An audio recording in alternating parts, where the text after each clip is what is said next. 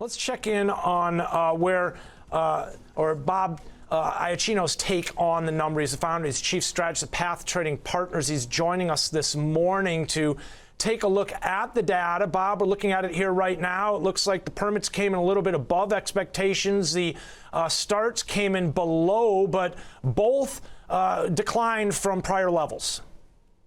Yeah, good morning, Ben. This fits the narrative, right? I mean, we're low on supply and housing. Builders want to build.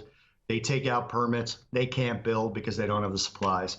A specific home builder down here, whose name I won't mention because they're publicly traded, is only releasing 2 new houses a month, even though they've got multiples of that number sold, because they just don't have the supply to continue building it, and they don't offer a pool anymore in Florida. It's about 126 degrees here right now. Why aren't they offering that, Bob? No supplies. Interesting. They cannot build the things. Yeah, now that'll obviously ease up at some point down the road. And I really think that's what Jerome Powell is hoping for. You know, they talk really tough on inflation. Jerome Powell did that yesterday.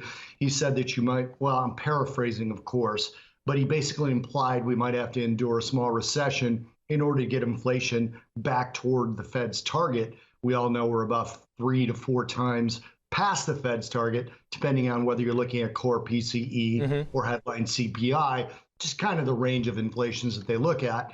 So we're 3 to 4 times past their target.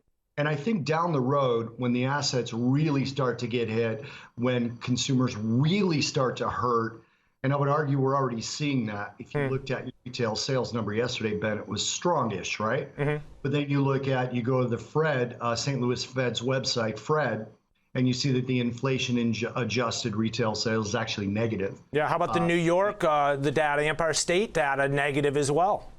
Right, so people don't realize when they look at that headline. I think a lot of traders do, so I'm probably talking to people who understand this, but traders know that that retail sales number is not inflation adjusted. So you look at the inflation adjusted, it's negative. You look at Target, you look at Walmart, how they guide it, and everything's pointing now to a weaker consumer. The only thing that's left to drop is the savings rate. And we talked about this last time I was on with you specifically, that the savings rate may be a little bit misleading because the growth of that savings rate is starting to taper off.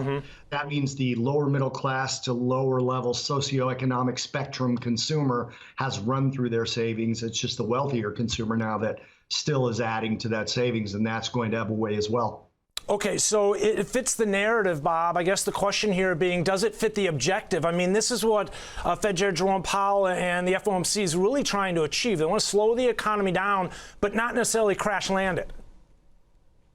Yeah, I think when they said that a soft landing is sometimes out of the Fed's control, if I could use my Fed translation skills, I would say that that meant that a soft landing is out of the question, quite frankly. I mean, I think that's what Jerome Powell was trying to say without saying it, is that we're not going to have a soft landing. You look at something as simple as government debt, okay? Government debt during the financial crisis. This is during the financial crisis, late 2008. Really, it rose about $1 trillion. In the last 5 months, we're not in a recession yet. In the last 5 months, U.S. government debt has jumped by $1.5 trillion. Yeah.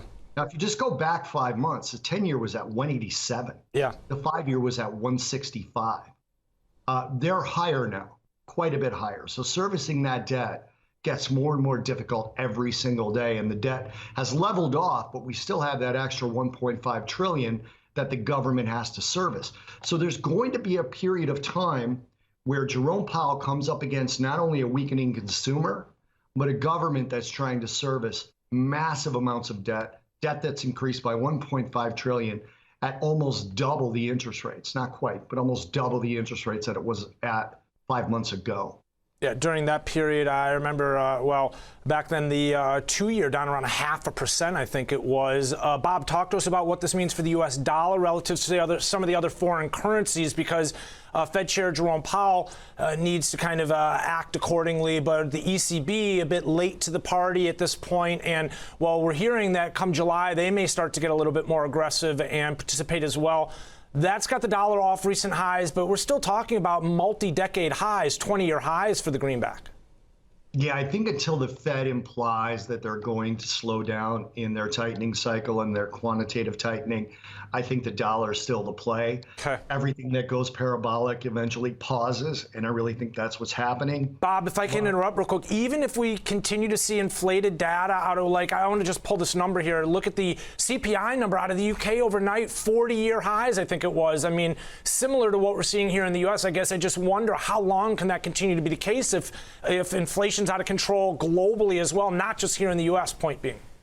Well, remember, the UK is actually acting, right? They've actually hiked rates. They have been, you're right. A bit more aggressively. But then, to your point, not including today, so over the last 3 sessions, the dollar's down about 1.7% against the euro. It's about 1.94% against the Canadian dollar and about 2.5% against the pound.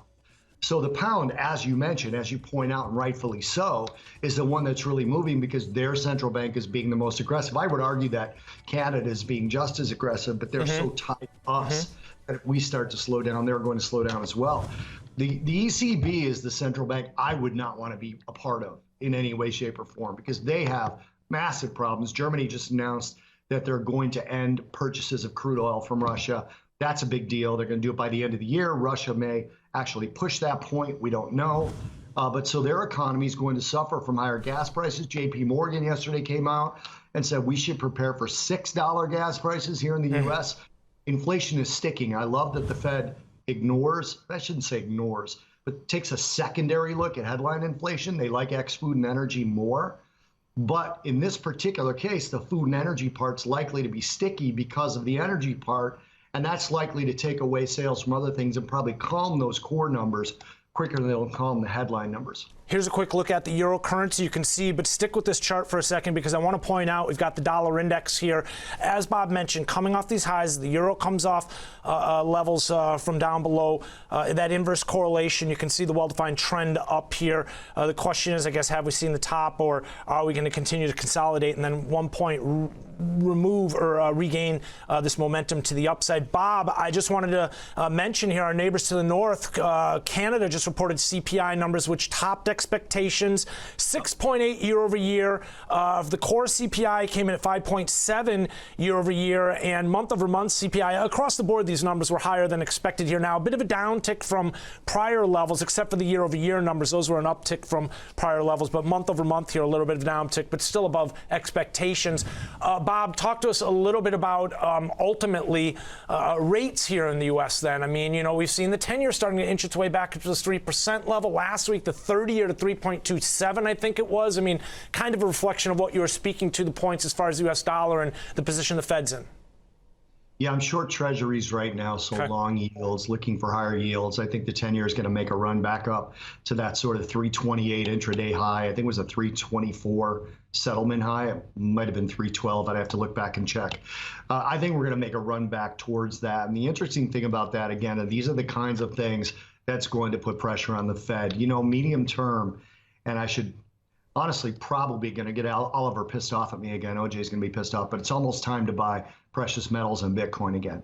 Simply interesting. Because the move toward fiat, or I should say away from fiat, when the Fed pauses, which I think they'll get through 3 rate hikes. I really do. And that's part of the reason that I'm long yields right now and short treasuries, is I think the push for the next 3 meetings is set in stone. It's going to be very difficult to pull away from that and explain the current narrative. They can't explain the current narrative if they pull away from those 3 meetings. But then I think there's going to be a drastic pause, and that's when you're going to need hard assets, and I'm going to throw digital assets in with that as well. Talk to me, Bob. Short treasuries, do you expect to see the indices kind of recover at this point and start to regain composure somewhat? Is that tied to your expectations as far as Bitcoin and risk-on sentiment starting to come back into play a little bit here? Well, the kind of earnings that you've seen and the kind of guidance that you've seen from Walmart and Target really, I think, is a wake-up call for equity. So short answer is no. Okay. I still think we're setting up for a medium-term bottom, and what I mean by that is maybe a 6-week move, maybe 12 to 18% higher, possibly 20% higher, but that's not the end of the bear market. And I reiterate again to people, they shouldn't be afraid of the term bear market. We're in a bear market in the NASDAQ and the Russell simply because those terms have a technical definition. And that technical definition is 20% from the all-time high. And we've hit that on both the NASDAQ and the Russell. We're out of the bear market when we make a new high. So every rally now is a bear market rally for the Russell and the NASDAQ. And you have to ask yourself, is the Dow and S&P going to go into a bear market, or are we going to pull out of the Russell and NASDAQ bear market? Because even though the correlation is not one in those four asset classes, you would think it's one, but it's not. For example, the S&P and the Russell is about 0.96. So one or the other is likely to happen in order for those correlations to come back in line. And I suspect the Dow and the S&P are going to go into a bear market before the Russell and the NASDAQ pull out.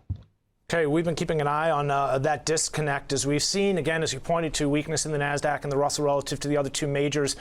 Bob, solid breakdown. Appreciate you helping us take a look at the numbers here across the board, financial markets, and, well, Bob Iaccino joining us this morning. And always a pleasure, Bob. Thanks for taking out part of your day to be with us here. Bob's the Chief Market Strategist at Path Trading Partners.